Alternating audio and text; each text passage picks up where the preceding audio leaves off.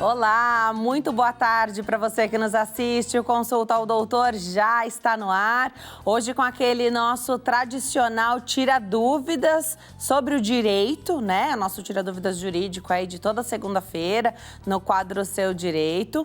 Teremos ainda uma pauta sobre prevenção em saúde mental.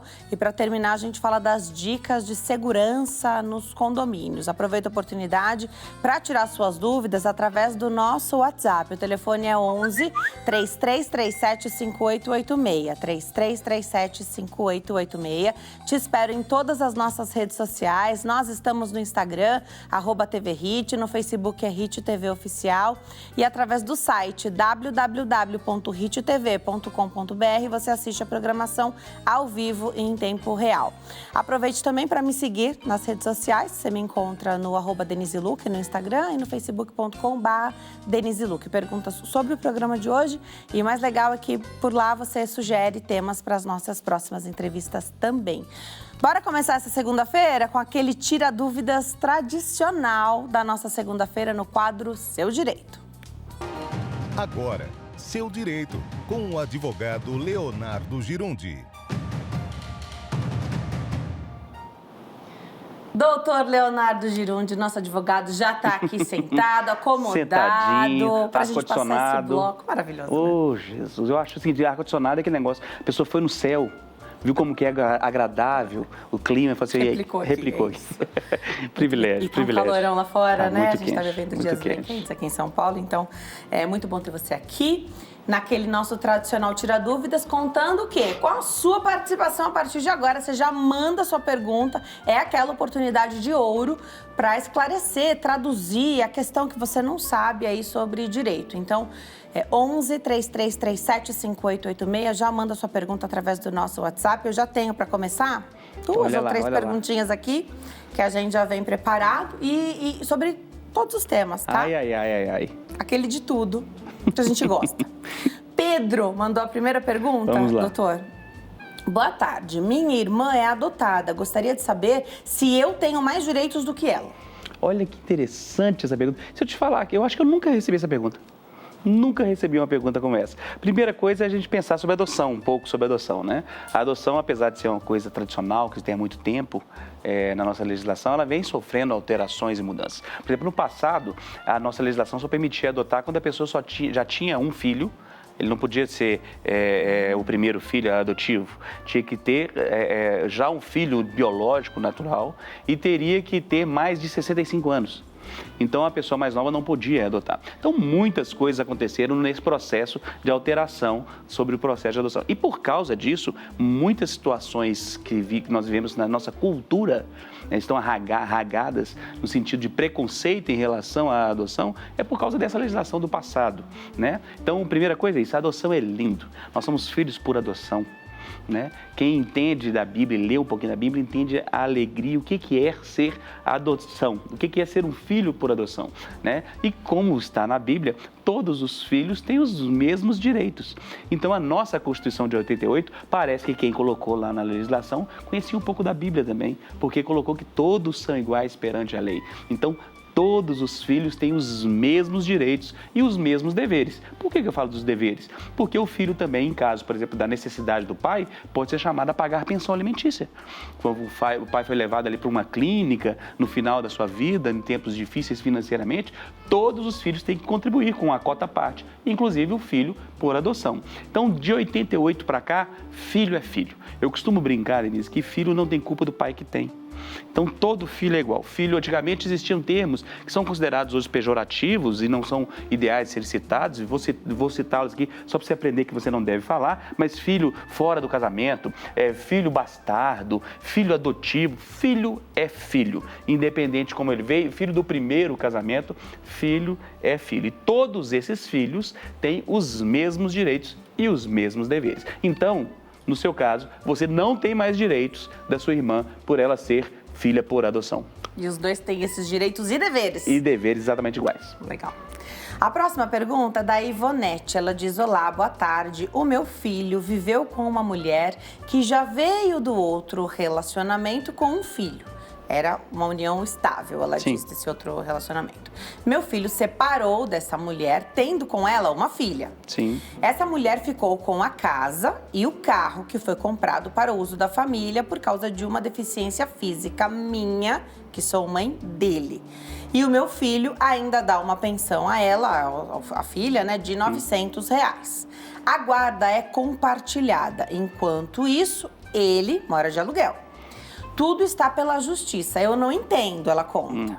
Poderia me explicar melhor se isso está certo? São muitos aspectos. São muitos aspectos. Aí é quase que uma aula de direito de família completa.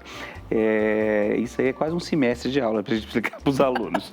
Mas vamos lá, por etapas. Ela fala aí sobre guarda, sobre pensão e muitas situações. É interessante que os doutrinadores têm trazido, inclusive eu falei lá no meu Instagram hoje sobre um modelo de família, porque eles falam que existem vários tipos de modelos de família. Hoje eu falei lá no Instagram sobre poliamor, família poliafetiva. Então, existe família simultânea e existe esse modelo de família que é citada pela nossa amiga, que é aquela família que vai se juntando com o tempo, Então, é aquela que tem alguns poemas que falam assim, o meu, o nosso, o meu, o dele... O meu, seu e nosso, exatamente. Isso. Então, que é o filho de um relacionamento com o filho de outro relacionamento e o filho daquele relacionamento. Então, situações como essa. É chamada essa família como família mosaico. Vários mosaicos que são constituídos. Então, eu falei lá no meu Instagram que poliamor não é permitido pela nossa legislação, mas, estou encerrando esse assunto poliamor, mas a família mosaica é comum. Existem muitos casos de família mosaica. E eu falei antes sobre direitos e deveres de filhos. Então, se é filho só de uma das pessoas, esse filho só recebe, por exemplo, a herança desta pessoa. É lógico que ele não receberá da outra pessoa, a não ser que for considerada ali uma outra família, Então, tem essas outras situações. Se os bens eram da mãe ou foram adquiridos para a mãe, eles não deveriam compor a partilha, Principalmente que ela falou que ela tinha uma deficiência física. Então, por que ela deve ter citado isso? Porque ela deve ter conseguido um desconto por causa da deficiência. Se ela conseguiu um desconto por causa dessa deficiência, o bem tem que estar em nome dela. Se o bem está em nome dela, ela não deveria compor uma partilha de um casal, A esposa ficar na casa é comum e é prioritário, que a esposa que fica com o filho, principalmente, é mantida naquela residência que era a residência familiar. Então, isso está ok. Guarda compartilhada também está ok, é muito comum no nosso direito brasileiro a guarda compartilhada e a determinação de pensão. Então, saber se é certo, se está errado, é muito complexo para nós, porque nós não temos todos os dados. Mas tudo que ela me falou aí é comum acontecer. Então, é possível que esteja correto. Ela fala aqui, eu vou pegar esse ganchinho, Parece que ela se incomoda um pouco porque enquanto essa ex-esposa está na casa do casal, ele paga aluguel. Sim. E aí você falou que é prioritário, então quando esse casal tem uma casa e se divorcia, a prioridade é que da mulher ficar com a casa, com a criança. Perfeito. E lembrando que a guarda compartilhada não significa que a criança fica com os dois ao mesmo tempo. É uma confusão com a guarda alternada, é muito difícil realmente. Eu te falo que 50% dos advogados não sabem a diferença disso. Guarda alternada é que quando fica 15 dias com um e 15 dias com o outro, uma semana com um, uma semana com o outro. Tem pessoas que dividem dentro da mesma semana, 3 dias com um, 4 dias com o outro. Então, isso é alternada. Compartilhada é quando os dois determinam a regra da vida. Escolhe a escola, como vai ser o transporte, tem a regra, quer dizer, os dois pais, o pai e a mãe, dão a regra de como a criança será educada. Isso é guarda compartilhada. Mas se ela fica na casa, então tem residência fixa na primeira casa, na casa com a esposa, com a ex-esposa. E ele provavelmente faz a visitação ao pai em outros momentos. É comum, é possível, Agora, se é R$900 que ele paga de pensão, então ele está pagando pensão e deve sobrar alguma coisa para ele. O que deve se avaliar, e a pensão, tem um exemplo muito legal de pensão, que é quando a gente trata da balança. É um binômio, O binômio perfeito da pensão. Necessidade e possibilidade. Você coloca numa haste da balança a possibilidade e na outra a necessidade. Então tem que equilibrar isso aí. Se estiver equilibrado, tá ok. Legal.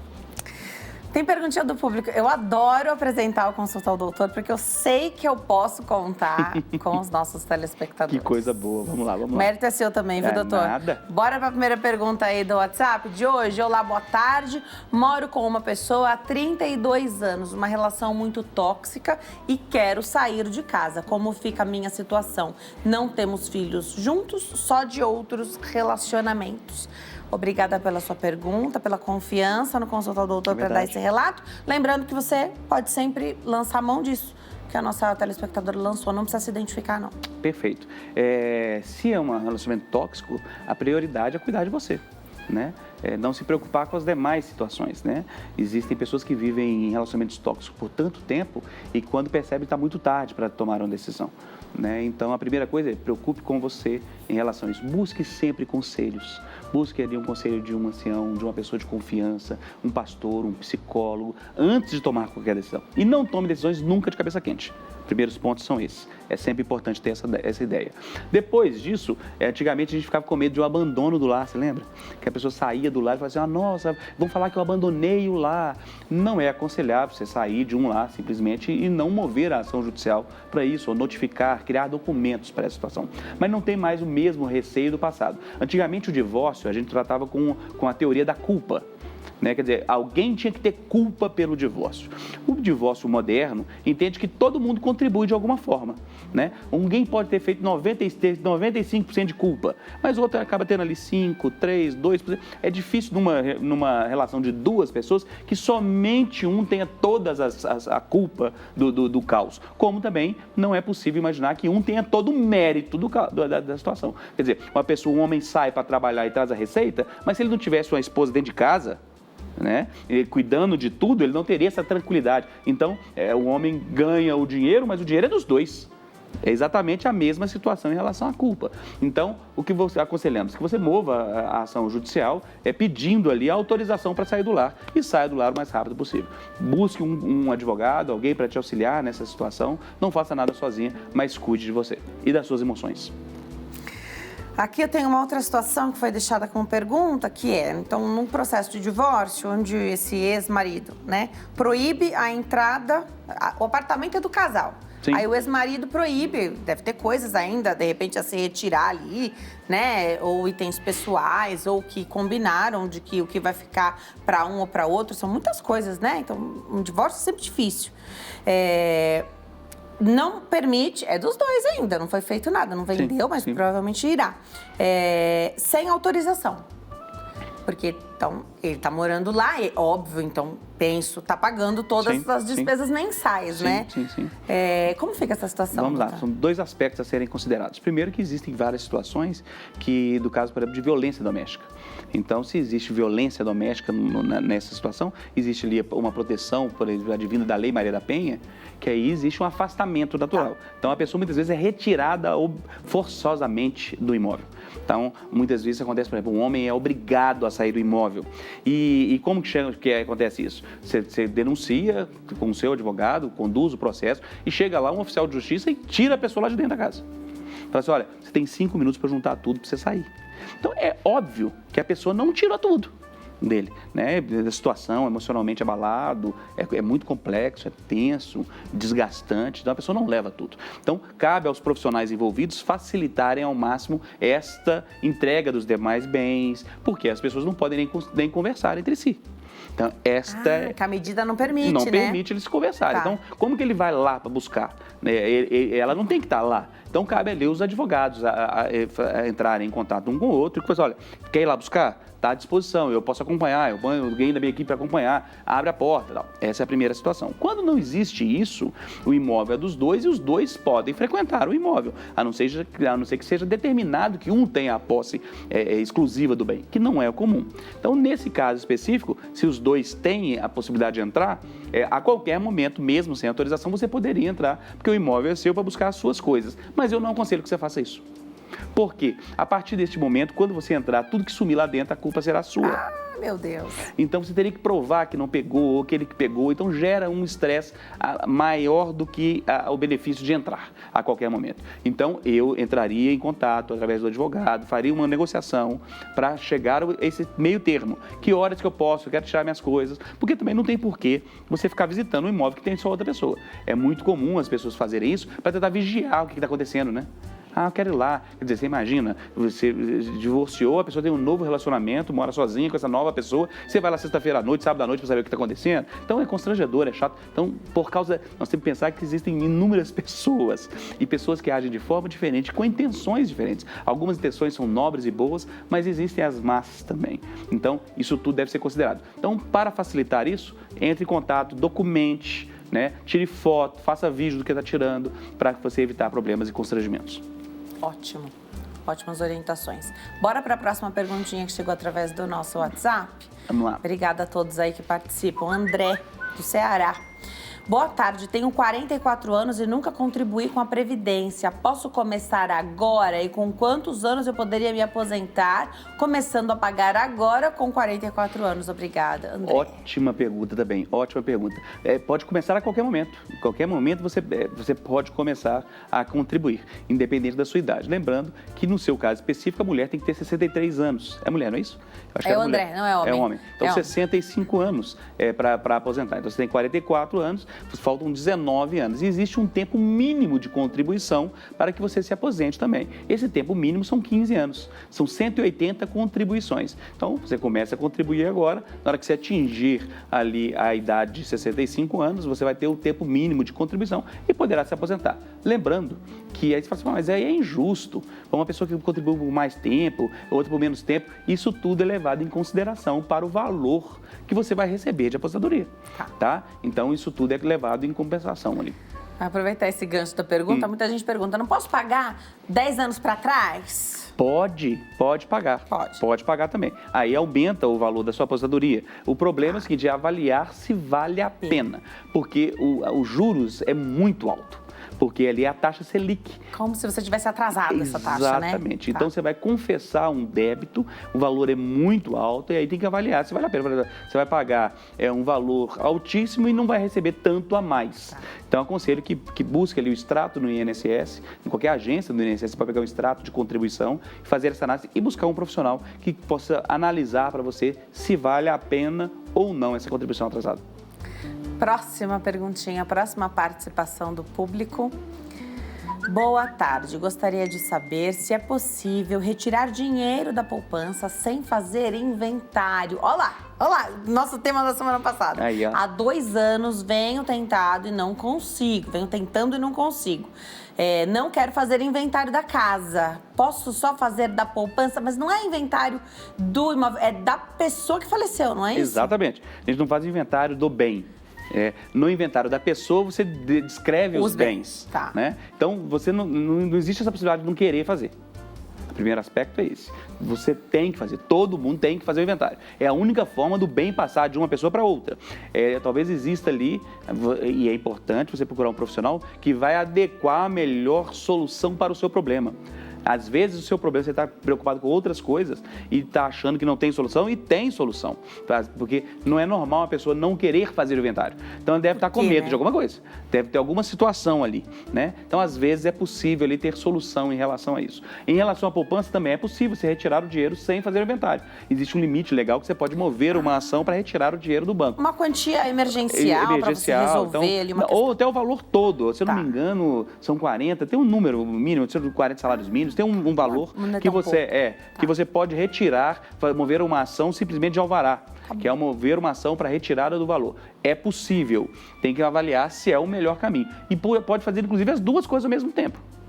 Tá? Você pode levantar o dinheiro através de uma ação de alvará, tá? Você pode levantar o dinheiro através da ação de inventário, ou você pode propor o inventário, por exemplo, administrativamente no cartório e pedir ali, levantar o dinheiro de forma com uma outra ação judicial. Então tem várias opções, por isso no seu caso é importante procurar um profissional.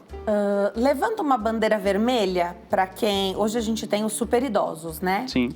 E para até a garantia de que nada está sendo feito ali na conta deles, do dinheirinho guardado de uma vida inteira, muitas vezes os filhos elegem um integrante, fazem ali uma conta conjunta, ou você tem acesso, tem as senhas, tudo. Eu entendo que é mesmo para uma garantia dessa... Muitas vezes a pessoa não consegue ir ao banco lá, não consegue mais pagar as contas. Não consegue enxergar a conta. Isso, perfeito. Não consegue entender a internet. Tem muitas opções. Te acende uma bandeira vermelha essa situação do falecimento, então, fazer essa retirada? Não, cabe ao juiz ou à justiça se atentar para essa situação. Né? Então, o juiz vai pedir todos os documentos necessários para se acautelar em relação a isso. Quer dizer, saber quais são os herdeiros, né? Então, você vai juntar ali, por exemplo, atestado de óbito. Para que ninguém passe a perna no outro. O principal é isso, né? Exatamente, atestado de óbito. Aí tem lá o nome dos herdeiros, lá embaixo do atestado de óbito. Aí vai pedir, então, junte a procuração de todos os herdeiros. É uma autorização de todos os herdeiros? Manda oficiar todos os demais, para se todos concordam. Então, tem medidas para serem sanadas essa situação. E se você, outra coisa é isso, é muito importante a gente entender. Se o bem é de uma pessoa, ele deve estar no nome desta pessoa. E se um dinheiro é de uma pessoa, deve estar na conta dessa pessoa. Então, tome muita cautela em movimentar um dinheiro na sua conta que não é seu. Tá? O que é isso? A minha mãe vendeu uma casa com 97 anos de idade, vendeu uma casa e eu falei para depositar na minha conta. Aí a mãe faleceu e o dinheiro está na sua conta. Aí você fala assim, agora eu não vou dar para os outros? Os outros vão ter que te pedir favor para devolver o dinheiro, que seria da mãe. Então, fala, mas eu fiz isso para facilitar. Cuidado com situações como esta, tá? Não é o caminho correto. O caminho correto o bem está em nome de uma pessoa, ela vendeu, então deve ser recebido na conta dela. Mas como é que eu faço para usar? Pega um cartão de auxiliar, né? Pede autorização dos demais, utilize o cartão da pessoa com autorização, né? Ali é o seguinte, e mais, tome cautela. Por quê? As palavras voam e os escritos permanecem.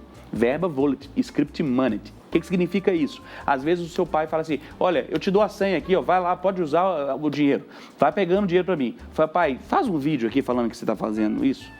Pai, faz aqui, põe no papel, porque depois some um dinheiro e o irmão fala assim, você fraudou. Você que tinha acesso? Você pegou essa senha, ela escondeu dele lá, ele não sabia. Papai não faria isso nunca com você, porque você é o único que nunca trabalhou. Aí começa a situação, família é família. Então evite isso, tenha cautela. Fala assim, pai, então vamos chamar os demais irmãos aqui? Não quero falar com ninguém. Então fala aqui, pai, escreve aqui para mim. Guarda essa prova, guarda esse documento, lembrando que o dinheiro é de todos. Então, não significa que ele pode autorizar a usar todo o dinheiro para você. Calma. Pode ser, doou parte. Existe o que nós chamamos de antecipação de legítima. Então, tem momentos e situações distintas que você deve procurar um advogado para te auxiliar. Próxima participação do público. Vamos lá que a gente tem que maratonar algumas ainda. O tempo voa. Então, vamos embora. Irene, de São Paulo, eu comprei uma casa e não recebi ainda a documentação. Só recebi o documento lá de compra e venda. A documentação ainda está no inventário. Corro o risco de perder essa casa? Perder não é tão simples, mas pode ter muitas dificuldades. Muitas dificuldades. Então, primeira coisa é isso. No nosso direito brasileiro, quem é dono, registra. Então, se você comprou uma casa, compre e registre a compra da casa. O normal é que isso seja feito em 30 dias. Se não foi feito em 30 dias, notifique o vendedor e tenha o que nós chamamos de ação de obrigação de fazer, obrigue a fazer em 30 dias. Tá? Então, olha, quero mover uma ação judicial porque você está documentando judicialmente que aquilo deve ser feito. É muito importante que seja feito assim. Por que tem risco? Porque pode existir dívida. E com o dinheiro da casa você teria que... Pode existir dívida, por exemplo, daquela pessoa. E aquela casa pode ter sido dado de garantia em outra situação. Ela pode estar em garantia, por exemplo, num contrato bancário, né? E aí tem prioridade, pode ter dívida de impostos. Aí na hora que vai colocar isso tudo no inventário, pode ter outras situações. Então não é simples. Tem caso que os herdeiros falam assim, não acredito que meu pai vendeu. Meu pai não venderia essa casa. Aí você tem que provar. Aí vai ver lá no contrato, o contrato não está assinado. Nós temos de tudo, gente. Tem casos que a pessoa me procura e o contrato não estava assinado. Eu já vi casos de pessoas vendendo um imóvel que estava em posse. E aí a pessoa fala assim, não, mas eu não consegui registrar. Eu falei assim, não, mas a pessoa não falou que não tem jeito de registrar. Aí você vai ler no contrato e fala assim, não, mas ele te vendeu a posse, não te vendeu a propriedade. Significa que o bem não é dele. Aí a pessoa quase cai para trás, né? Que isso, doutor? Aí você vai lá pesquisar e descobre que o bem era bem público.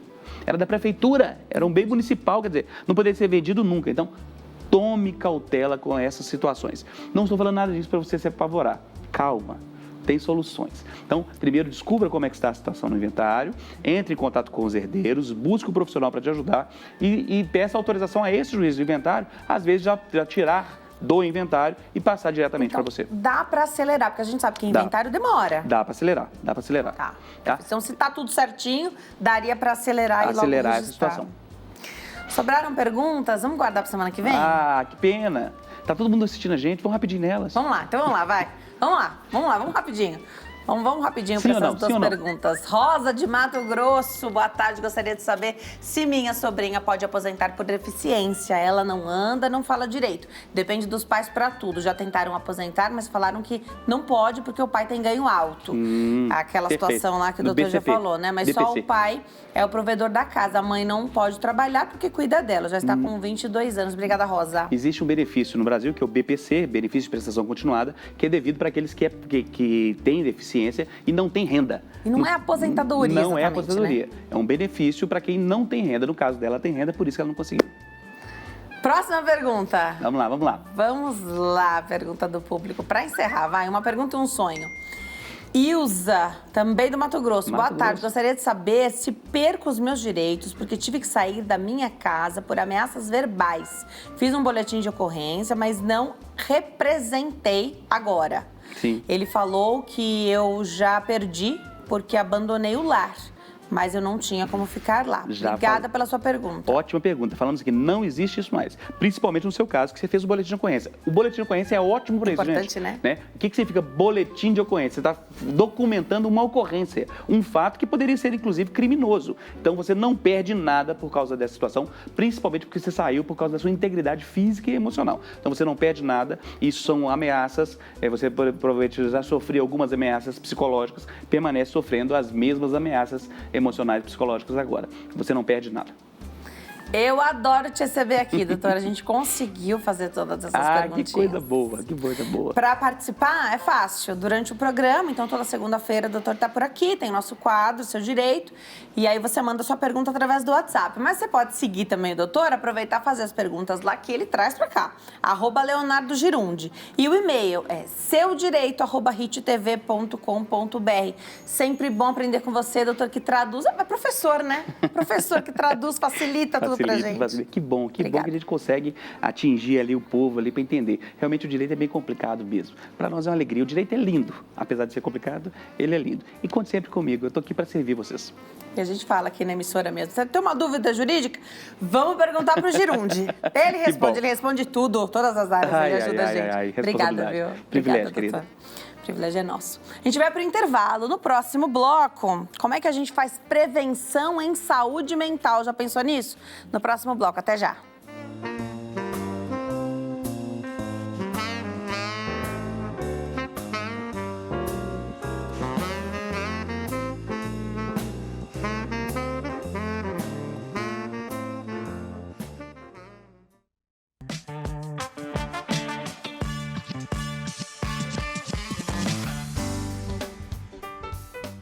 Nós estamos de volta nesse bloco para falar de prevenção em saúde mental. Aproveita a oportunidade para tirar suas dúvidas através do nosso WhatsApp. O telefone é 11 3337 5886. Tenho o prazer de receber o psicólogo clínico, Dr. Jimmy Magalhães. Doutor, obrigada por ter vindo. É uma alegria te receber aqui. Boa tarde, Denise. É sempre bom estar aqui com vocês no Consulta ao Doutor. Boa tarde, obrigada por ter vindo. Agora, é uma delícia falar desse tema, está muito em alta. Falar da saúde mental, promoção, né? Da saúde mental, né? Da manutenção da saúde mental, porque também é algo que exige ali esforços, né? Diários. Muito se falou um tempo atrás, uns 5, 7 anos, sobre felicidade, por exemplo. Então, que uma parte de felicidade, por exemplo, seria genética, outra parte a outra parte de situações que aconteceram era muito pouco, né? Então, assim, a menor parte, se a gente está feliz ou não, se refere ao que aconteceu, a um fato, de repente, ruim. E aí, depois a gente passou pela pandemia, né? E aí, falando cada vez mais sobre promoção da saúde mental, porque se deu melhor, enfrentou melhor as situações adversas, quem já tinha uma saúde mental boa. Mesmo assim, pode ter em algum momento aí precisado de ajuda. Então, algum é maravilhoso falar sobre esse tema, porque é algo que a gente não pode desgrudar, descolar, nunca. Ainda mais quando a gente fala em prevenção. E antes de eu adoecer, eu falar do assunto. Porque hoje, infelizmente, Denise, as pessoas vão dar uma atenção para a saúde mental quando já estão adoecidas, quando estão com sintomas. Raramente as pessoas buscam uma autoproteção, ela trabalhar na prevenção para não adoecer, né? Nós vimos algumas campanhas que buscam isso nas questões endógenas, são internas. Mas e as emoções? Como a gente protege elas? Como a gente vai falar? Como que eu vou ter uma saúde emocional boa? Né? O que eu devo fazer para isso? Acho que isso é uma grande oportunidade do programa de hoje para as pessoas falar, realmente, eu não parei para pensar nisso. Legal. Não esperar uma coisa ruim acontecer, porque a gente também não tem muita... A gente noção. tem noção de como... A quantas andam a nossa saúde mental, assim? A gente costuma ter esse... Um dos fatores um dos fatores protetivos é eu saber, uma psicoeducação, como que é que eu sei que eu estou adoecido emocionalmente? Como que eu sei o que eu estou sentindo é natural ou normal? Como eu sei se essa tristeza minha é uma tristeza patológica, evoluindo para uma tristeza depressiva, uma situação natural do nosso... Fora, né, Denise, aqueles grupos de risco. Você falou uma parte muito interessante, geneticamente. Por exemplo, a depressão, ela tem uma carga orgânica genética muito grande. A gente vai falar de filhos de pai ou mãe depressivo, tem 50% de chance de ter depressão. Se o avô ou a avó também tiveram depressão, aumenta para 70%. Uau. Então, olha como a genética vem trazendo. Olha como questões, por exemplo, internas, endógenas, dentro da gente, pode nos levar a ter um quadro emocional. Por exemplo, uma alteração da tireoide, um hormônio, uma falta de uma vitamina. Então, a prevenção é, por exemplo, quando eu vou fazer o meu check-up, seja ele ginecológico, seja ele... Eu pedi também alguns exames que dão indícios que podem me levar a adoecer lá na frente emocionalmente. Né? Eu aumentar os fatores protetivos e diminuir os fatores de risco. E aqui, o que é fator de risco em saúde mental? Fator de risco em saúde mental. Ambientes estressores, profissões estressantes, amizades tóxicas. Olha quanto isso, tem pessoas que ela só precisa ser recolocada num local diferente ou diminuir alguns certos contatos que aquilo está adoecendo. Num primeiro momento, não. Eu vi você falando com o Dr. Girundi algumas perguntas da área do direito, o quanto desses relacionamentos a pessoa não tem noção que está prejudicando não somente a vida dela, mas a saúde mental dela. E insistir em determinadas situações é certeza que vai me levar ao adoecimento mental. Então, assim, prevenção também é o saber, esse ambiente, essa relação, essas amizades, esse trabalho está me fazendo bem?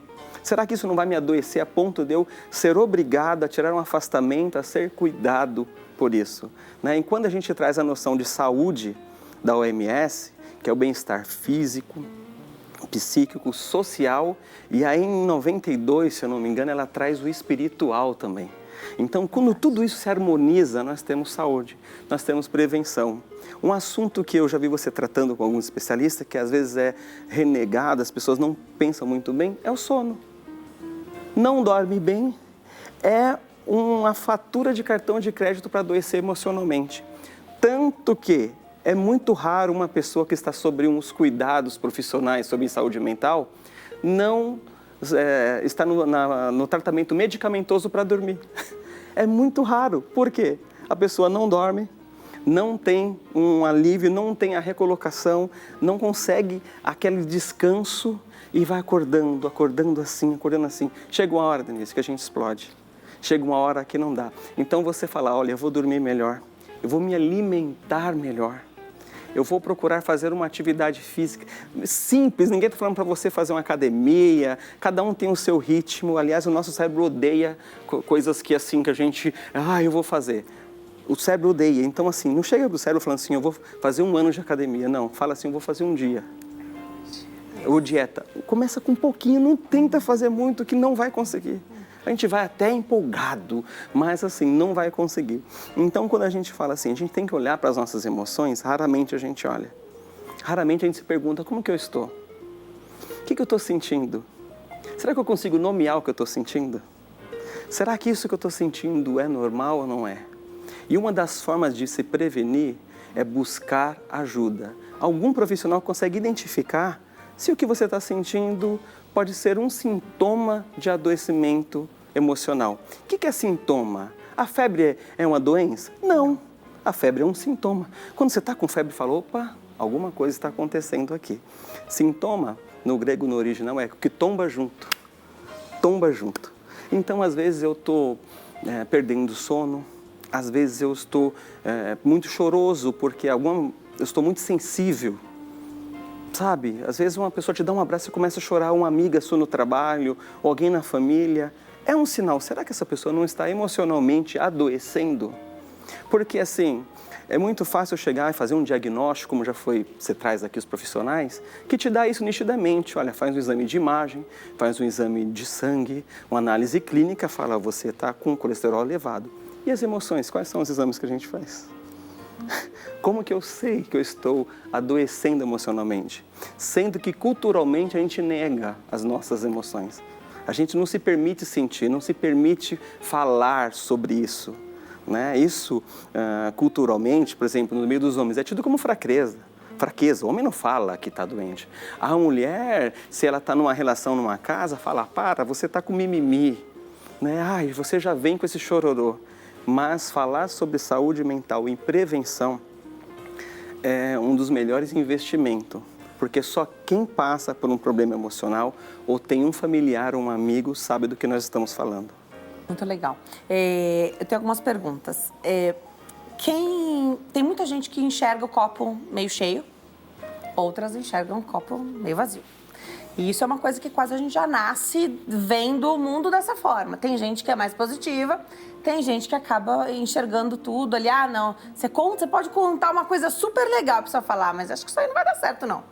Não sei se você sabe fazer isso, se você tá pronto pra isso. Isso fala mais sobre a pessoa, né? Só diz sobre quem tá falando isso e não sobre o teu projeto, a tua ideia, a tua boa notícia. Mas a minha questão é a seguinte, a vida não é fácil pra ninguém.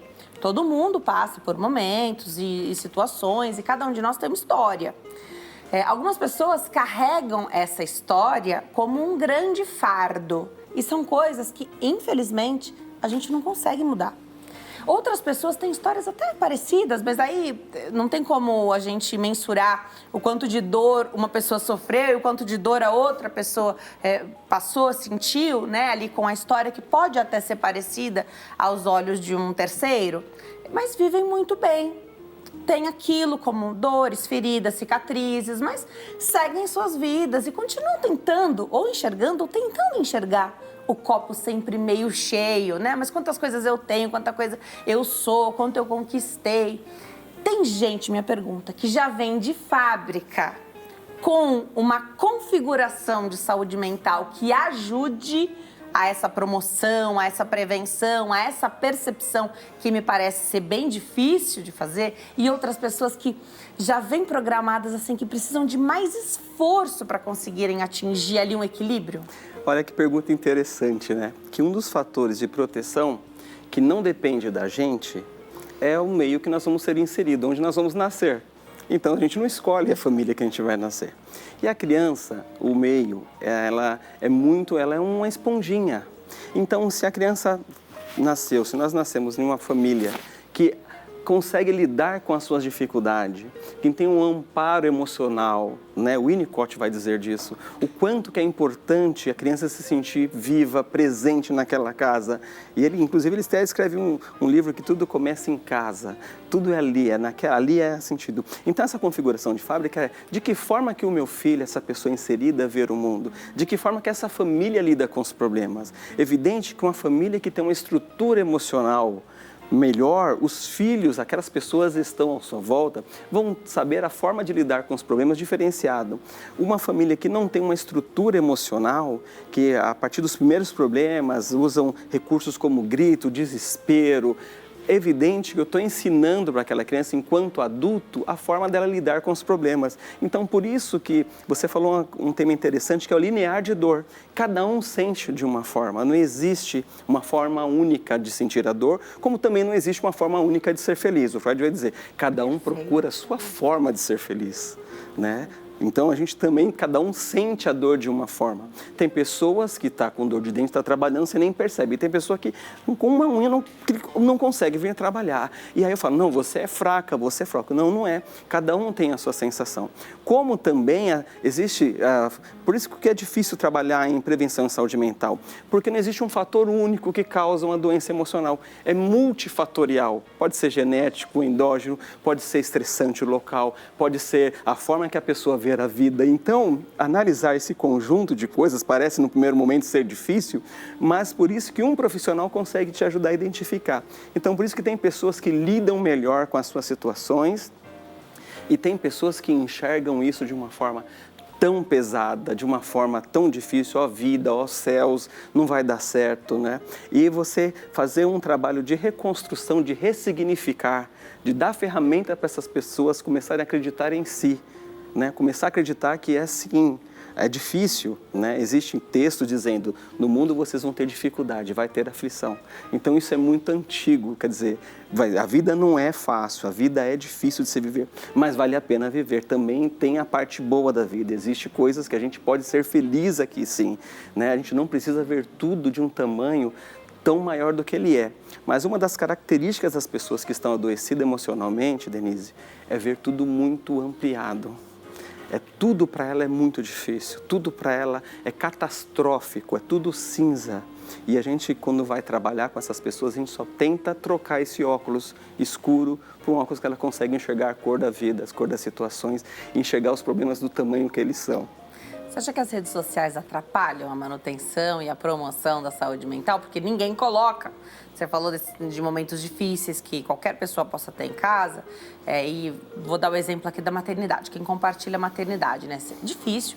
Até tem gente que faz isso e mesmo assim continua sendo um recorte. Você postou aquele dia seu filho fazendo birra, mas aquele não era o dia que você estava mais sem paciência. Você estava gravando, você ficou calma. Nem todo dia você vai agir de maneira que dá pra você postar, de repente, né? E aí alguém pode dizer assim, não, mas a minha vida tá cheia de problemas, a vida dessa família não. Você tá acompanhando a vida ali na internet, na rede social, tá cheio de tracinho ali, cheio de pontinho todo dia. Tem muitos minutos ali. Certamente não tem 24 horas. Queria que você comentasse um pouquinho sobre isso, onde todo mundo vai viajar, todo mundo vai passear, e aí não te contaram o sacrifício que foi, o que elas abriram mão para conseguir, ou até se não abriram mão de tanta coisa, são pessoas que tem... A gente não conviveria, de repente, com essas pessoas, né? As redes sociais, elas acabam atrapalhando nesse sentido, que eu deixo de viver a minha vida para viver a vida do outro. É interessante eu ver uma viagem sua, mas eu olhar para mim. Eu trabalhar a minha vida, as minhas condições. Porque às vezes é até depressivo você ver um feriado, pessoas postando que estão viajando e você está em casa. E aquilo, se você não tem uma estrutura emocional, fala, não, eu não me programei, eu vou viajar depois num outro momento. Você acha que a vida é aquilo, que a vida é aquele parque de diversões. E não é. A vida não é aquele parque de diversões. Viver é difícil. Viver não é fácil, mas viver vale muito a pena. Então, esse exercício de viver, de gostar de viver, de exercer a vida, de buscar para isso, é entender que tem dias que vai estar tudo bem, como as estações do ano, nem sempre são a mesma coisa. Estamos no inverno, está no verão, depois vem o inverno, depois vem a primavera, e depois vai ter dia que não vai ter árvore nenhuma, flor nenhuma, vai estar tudo cinza.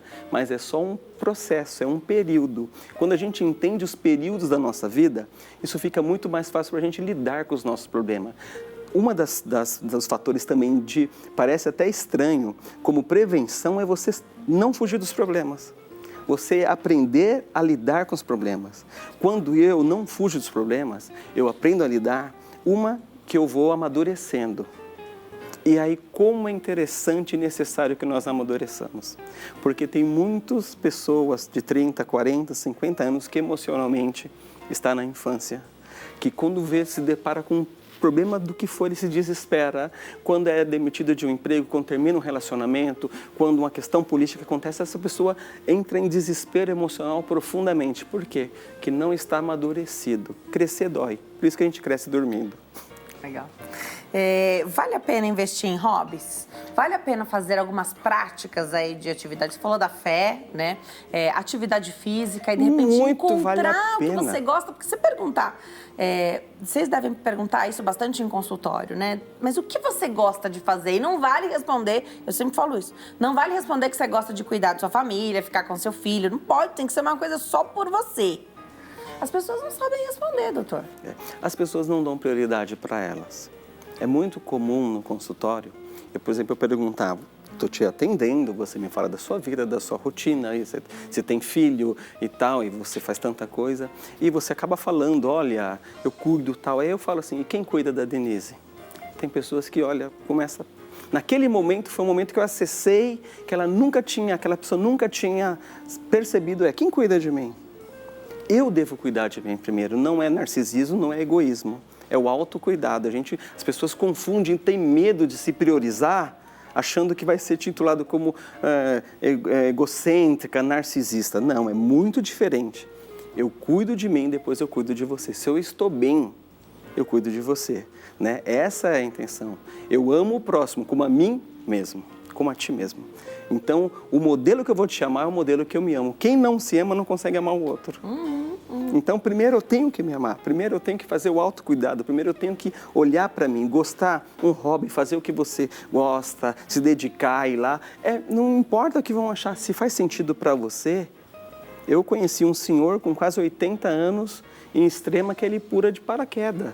Eu achei maravilhoso. E ele mostrou vídeo. Nossa, eu falei, eu quero chegar aos 70 anos com essa energia. Ele está se cuidando, né? Está se cuidando, faz o que faz sentido. Cuidando. Agora, eu não pularia de paraquedas. Mas certamente tem muita coisa que eu também gostaria de fazer e que devo investir meu tempo e as minhas iniciativas para colocar tudo isso em prática, né? Com certeza. Muito se legal. Priorizar, olhar para você e assim, fazendo isso, você está investindo para não adoecer. Problema todo mundo vai ter. A diferença é de que forma que a gente vai enfrentar esses problemas. Pandemia, todos nós passamos. Alguns adoeceu mais, outros menos. Que tinham uma estrutura maior, uma estrutura menor. Então, quando a gente está bem com a gente mesmo, a gente consegue olhar os problemas do tamanho que eles são. E isso faz muita diferença quando a gente olha esses problemas do tamanho que eles são. Faz muita diferença quando eu sinto algumas alterações e procuro ajuda. Olha, eu acho que não é legal. E ninguém pode acreditar, mas você tem que acreditar que você não está bem. Porque você sabe. Não importa se o outro acredita ou não. Tem muitas pessoas que precisam do outro para validar o que ele está sentindo. Não, você não precisa do seu esposo validar, você não precisa da sua esposa, do filho, da mãe. Se você não está bem, você pode procurar ajuda, se é um adolescente, uma criança. Mas se você tem condições de procurar essa ajuda por via própria, procura ajuda, que você sabe que você não está bem. A pandemia também trouxe muitas possibilidades nesse sentido, né? Uma série de sites, plataformas, aplicativos, onde a gente pode entrar e encontrar profissionais que estão ali. Sim. Muitos estão... 24 horas você encontra algum profissional, para que você possa ligar a câmera e conversar com essa pessoa. Hoje está tão perto, né? Está tão fácil. 1 minuto e uma pergunta. Bora responder, doutor? Vamos lá. Vamos lá. Perguntinha que chega através do nosso WhatsApp, da Rosimar Maria, de Recife, Pernambuco. Olá, boa tarde. Como me livrar de pensamentos acelerados e pensamentos imaginários que às vezes machucam? Isso é um sinal de ansiedade? Obrigada, Rosimar. Totalmente, né? A ansiedade, um dos sintomas dela é acelerar, é jogar tudo para o futuro. E é interessante que no quadro de ansiedade a gente faz um filme com um final trágico, a gente já sabe o que vai acontecer e às vezes não acontece. Uma das formas dela lidar com os pensamentos acelerados é ter um período de pausa com ela, fazer aquilo que lhe faz bem. Não lutar contra os pensamentos, que a gente vai perder, mas eu entender que esses pensamentos é decorrente de um processo rápido meu, da vida, às vezes a forma que eu sou cobrada, e ser gentil com você. Acho que para ela a ideia é essa, seja gentil com você, sabe? Porque na nossa vida hoje cotidiana, tudo é muito acelerado. Se você pede alguma coisa, demora 15 minutos, você reclama. Se você fez um pedido de uma entrega, não veio no dia, você reclama. Então parece que tudo tem que ser muito rápido. Tenha paciência, vai com calma, né? Ando devagar porque já tive pressa. Vamos tranquilamente lidando com isso. Só do fato dela entender e fazer essa pergunta, acho que ela já começou a olhar para ela. Adorei. Se a gente é impactado pelo ambiente, né? Então, se você convive com pessoas tóxicas ou ansiosas, se a gente acaba sendo contaminado por isso, quando a gente muda, a gente não muda ninguém, mas mudando o ambiente, de alguma forma, a gente está mudando também como a gente influencia as outras pessoas. Com certeza, né? As pessoas estão te vendo de forma diferenciada. Isso é muito bom, é nítido, né? É verdade. Vou deixar aqui o contato do doutor. Lá no Instagram, fácil de encontrar, @psi_Jimmy_Magalhães. @psi_Jimmy_Magalhães. Doutor, obrigada por ter vindo. Eu que agradeço. Venha outras vezes. É sempre um prazer estar aqui com vocês. Prazer é nosso. Obrigada. A gente vai para o intervalo no próximo bloco. Dicas de segurança em condomínio. Tô te esperando. Até já.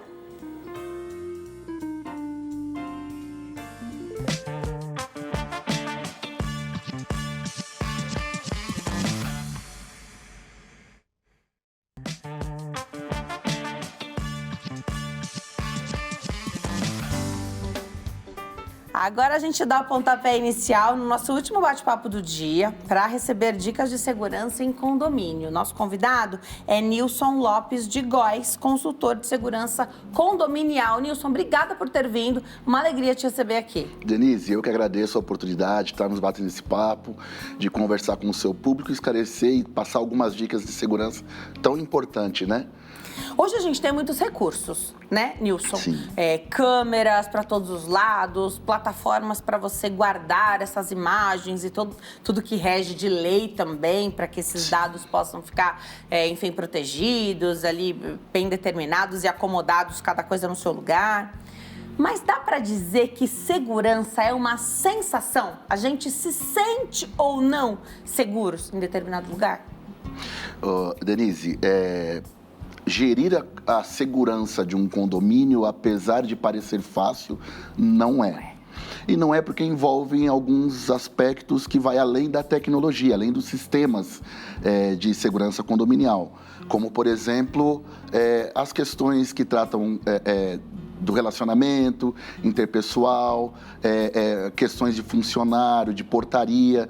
Então, tudo isso envolve a segurança condominial.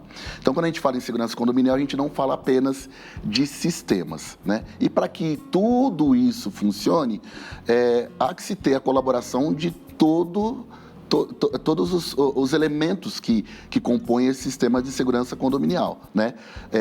A gente tem aí, que você citou, a questão de câmeras, de cerca elétrica, de monitoramento, mas se isso não tiver conjugado com um plano de segurança bem elaborado, com os moradores atendendo a essa solicitação de protocolos de segurança, nada disso vai funcionar, né? A gente tem uma estimativa, o último censo demográfico do IBGE, ele apontou aí algo em torno de 1 milhão de condomínios no Brasil. E pessoas morando nesses condomínios, 68 milhões. Então, isso representa 1/3 da população brasileira. Então, você gerir tudo isso não é fácil, né? Há que se ter muito regramento, muito bom senso, muito esforço de todas as partes. Legal. E aí eu acabo usando aqui sempre o modelo de condomínios verticais, porque a grande tendência. Hoje você derruba ali algumas casas e constrói ali os edifícios e mora muito mais gente do que se fosse um condomínio de casas, né? É a grande tendência, o grande modelo, mas a gente sabe que existem outros modelos aí de condomínio. Mas aí você quer morar num ambiente seguro, você quer ter ali um condomínio seguro, mas também você não quer ficar esperando o portão abrir. Aí se tem o portão ali que faz uma espécie de gaiola, né? Também te incomoda, porque você tá com pressa, a hora que você chega, a hora que você sai de casa. Dá para dizer que segurança não combina com o meu melhor conforto? Denise, para se ter uma segurança eficiente, independente de ser condomínio, de ser na sua casa, a gente tem que abrir mão de algumas coisas. As duas não andam junto, infelizmente. Então, para se ter uma boa segurança, a gente tem que abrir mão, muitas vezes, do nosso conforto, da nossa agilidade, da nossa rapidez em entrar em casa. Como o seu exemplo, em entrar, a maioria dos condomínios hoje tem aquele duplo portão, Isso, né? Tem uma clausura. Isso, a clausura. A clausura, né, em que muitas vezes o próprio condômino, ele tem o botão para ele abrir o primeiro portão, só que ele não tem o do segundo portão, muitas vezes. E ele quer que antes de fechar o primeiro portão da rua, o segundo portão já esteja aberto pelo porteiro. Muitas vezes buzina para isso. E infelizmente não é assim, né? E até os criminosos vêm usando muito essa tática de clonar o controle remoto do portão, do primeiro portão, chega no segundo, buzinam veementemente para compelir o porteiro a abrir. O porteiro, muitas vezes, com medo, com receio de ser mandado embora, não faz aquela triagem adequada, libera o segundo portão e o criminoso entra, né? Então, acho que bem colocada a sua questão, a segurança, ela não anda lado a lado com conforto, com a privacidade. Você tem que abrir mão de alguma coisa para você ter a segurança. Não tem jeito. Você abre mão de uma coisa para ter outra. Então, você abre mão de um pouco do seu bem-estar ou do seu conforto para ter um pouco mais de segurança. E como é que a gente faz para, então, promover essa educação no condomínio? Porque aí todo mundo tem que estar ciente de que se quer morar e todo mundo quer, né? E se o condomínio decidiu ampliar, melhorar, fortalecer essa questão da segurança, as regras estão ali, elas precisam ser cumpridas e os funcionários vão cumprir e que eles possam fazer isso sem medo de que a dona Denise não gostou, ela vai reclamar, né? Não tem problema se a dona Denise reclamar, se ele está fazendo aquilo que ficou combinado, que é o que ele tem que fazer. A reclamação de qualquer pessoa simplesmente se torna nula, é só alguém reclamando mesmo. Como que promove, então, essa educação, haja vista que em reuniões normais de condomínio o quórum é baixíssimo? É verdade. Só em situações em que em alguns condomínios você tem rotatividade de vaga para estacionar, e essa é a reunião mais cheia. Com certeza, quem nunca apareceu, aparece nesse dia aí, do dia do sorteio da vaga, né? Queria que você comentasse um pouquinho. Há um certo desinteresse, dá para dizer, ao mesmo tempo que você quer que melhore, mas que façam por você. Quando eu chegar, o outro se submete a isso. Quando eu chegar, eu quero o portão aberto, porque eu não tenho tempo para esperar. Denise, é interessante a gente pensar nisso, porque a gente tem dados que apontam que a grande maioria de quem opta em morar num condomínio o faz pensando na segurança. Vai morar num condomínio porque sabe que vai ser mais seguro, né? O primeiro ponto é a segurança, depois é o conforto. Mas o engraçado é que quem opta em ir morar num condomínio pensando em segurança, ele, de alguma forma, depois de um tempo, tem um relaxamento dos critérios de segurança, ele já começa a não levar mais a sério aqueles critérios de segurança implantados pelo condomínio, como, por exemplo, ele interfona para o porteiro e fala assim, olha, vai chegar a senhora Denise aí, ela está vindo com mais 3 pessoas, pode liberar. E aí o porteiro pergunta, mas quem são essas 3 pessoas acompanhando a senhora? Ah, não sei, mas pode liberar. Ou vai chegar uma pessoa aí, eu não sei qual é o carro dela, mas pode liberar, né? Então ela dá um jeito de fragilizar inconscientemente, sem saber, ela fragiliza os critérios de segurança de um condomínio, né? E isso deve ser levado, sim, a uma assembleia condominial, deve ser discutida isso amplamente, e infelizmente o quórum para essas assembleias, eles não são muito grandes a ponto de atingir a todos os condôminos, mas tem que haver sim a participação do morador. O morador, ele tem que se conscientizar que ele é parte integrante de um sistema condominial, não é apenas a implantação de normas de segurança e jogar tudo na responsabilidade do porteiro e do síndico para fiscalizar. Ele, como morador, ele faz parte, sim, de um sistema integrado de segurança condominial e, para isso, ele tem que participar da assembleia que envolva essa questão. Há que se ter por parte do síndico um regramento escrito, deve-se constar isso no regimento interno, até para fazer com que lembre o morador, falou, olha, o senhor não aguardou o tempo necessário, ou o senhor não quis aguardar, ou o senhor burlou a norma de segurança, mas está no regimento interno, é passivo de multa, né? Então, infelizmente, há que se ter algumas regras a serem cumpridas para que a segurança seja realmente estabelecida e o morador ele deve se conscientizar disso daí. E também incentivar, hoje você fala do morador e aqui eu sempre penso no proprietário e se ele de repente disponibiliza para locação, de fato o locatário, o morador ali também, né?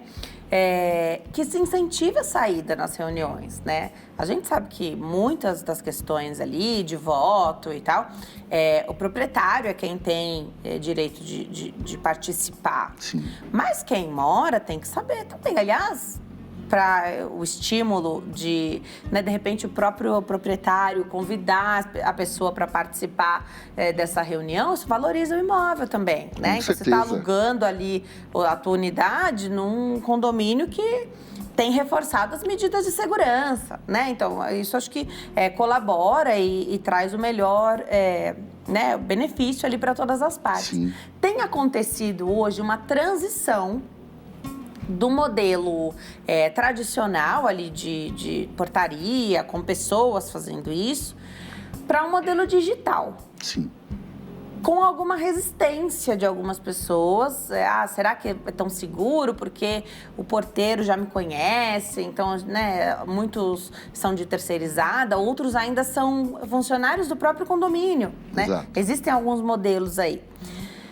No que diz respeito à segurança, com que a gente deve se preocupar com essa mudança? Denise, todo meio tecnológico de segurança ele é bem-vindo para um condomínio, todo. Mas o nosso entendimento é de que tem que haver ali a participação conjunta do porteiro, da figura do porteiro ali na portaria, fazendo uso desses meios tecnológicos e não a substituição dele. Porque a gente já tem dados estatísticos que mostram que aumentou o nível, os índices de roubo e furto nos condomínios de determinados bairros em que foi implantada a portaria virtual. Ela é muito boa, ela ajuda bastante, mas eu acho que ela deve ser um complemento à figura do porteiro, ela deve vir a complementar a figura do porteiro, né? A gente tem notado um avanço muito grande do crime organizado.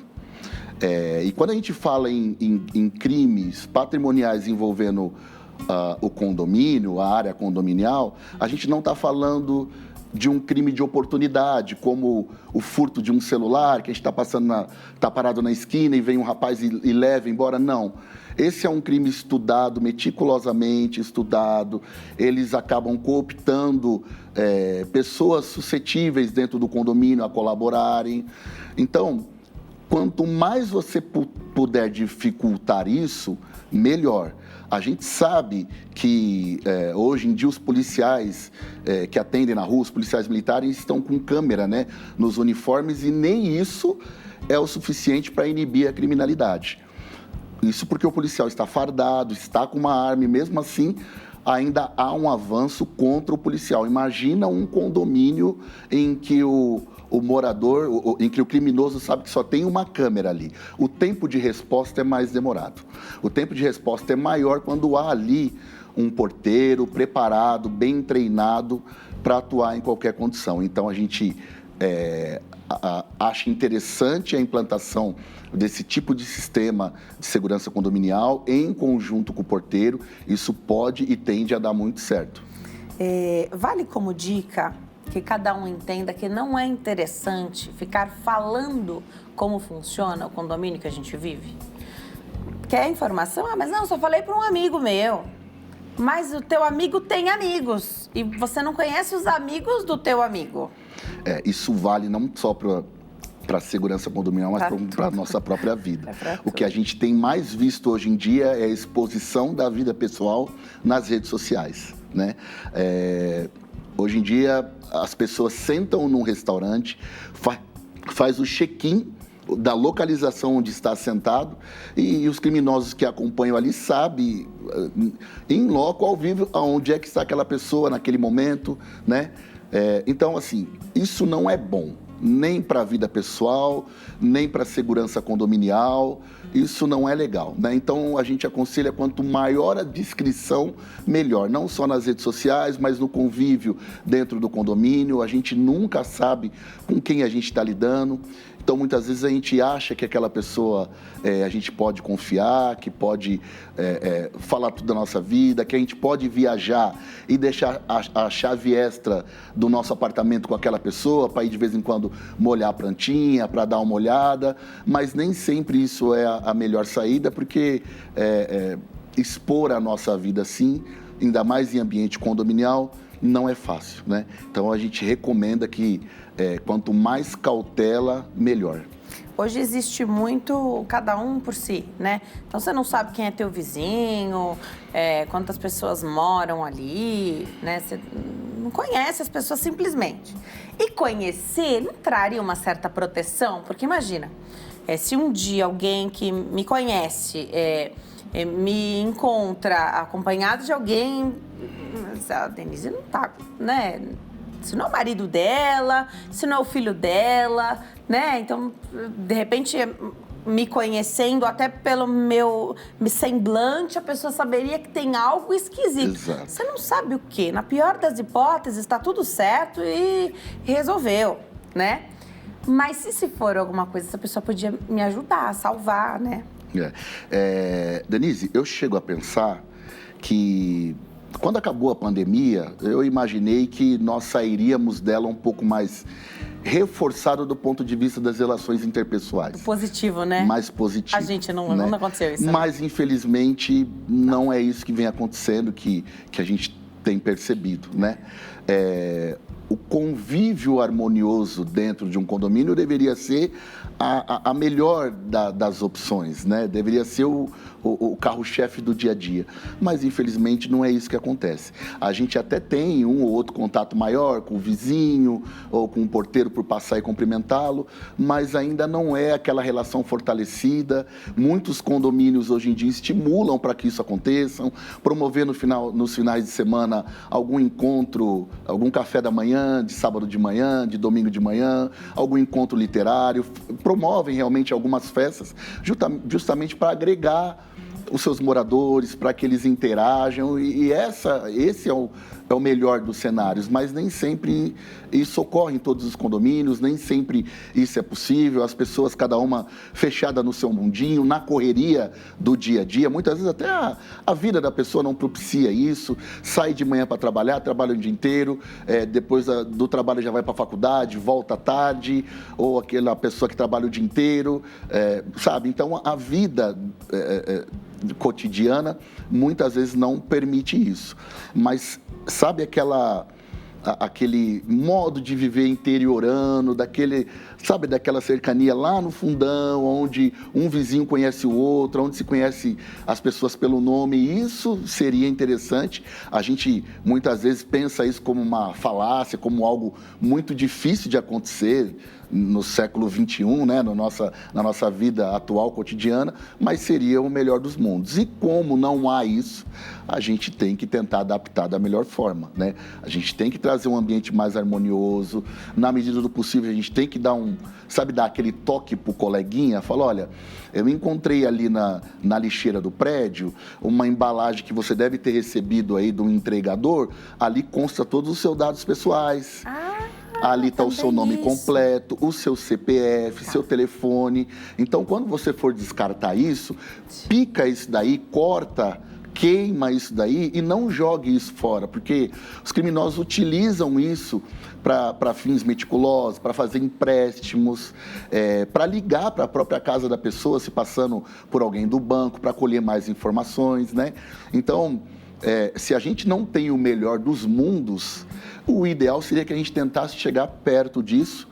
E uma forma da gente chegar perto é tentar, com as boas ações, com as boas práticas, ajudar a vizinhança, ajudar quem vive com ele ali naquele condomínio, de alguma forma tentar orientar, tentar trazer boas práticas para que aquele ambiente seja harmonioso. Situações que extrapolam os muros aí de condomínio, né? E para terminar, o Nilson falou muito bem que a gente expõe, né? Mas como é que você sabe o seu apelido, a sua idade, o que você mais gosta de fazer? Você mesmo que falou na rede social. É verdade. A rede social não tem proteção nenhuma e você é uma rede aberta, você que contou.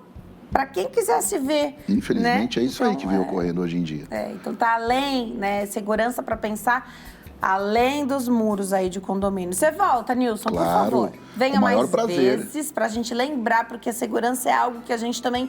Primeiro, a gente melhora os processos, principalmente quando acontece um fato no condomínio, na vizinhança, no bairro, e depois a gente vai relaxando. Então, a gente tem tempo, só para eu deixar uma dica bem rápida aqui, tem ocorrido muito, principalmente aqui em São Paulo, nos bairros de São Paulo, o que a gente chama de carona indesejada. É a modalidade em que um morador vai adentrar o condomínio a pé e aí tem ali o criminoso que fica na espreita, fica ali aguardando, puxa um assunto com quem está entrando. Olha, eu sou morador novo, tal, esse condomínio é bom. E começa a conversar e ambos passam pela portaria, dando a entender ao porteiro que aquela pessoa é o amigo do morador.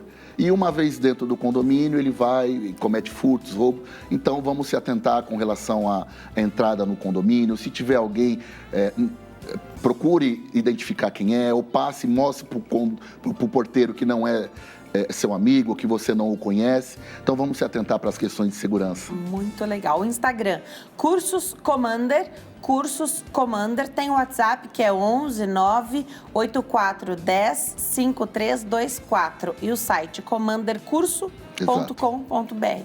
Nilson, adorei, volte sempre. Eu que agradeço, Denise, muito obrigado a oportunidade. Ótimas dicas. A gente fica por aqui, obrigada por escolher começar essa semana juntinho aqui conosco. Fique com Deus e até amanhã. Tchau.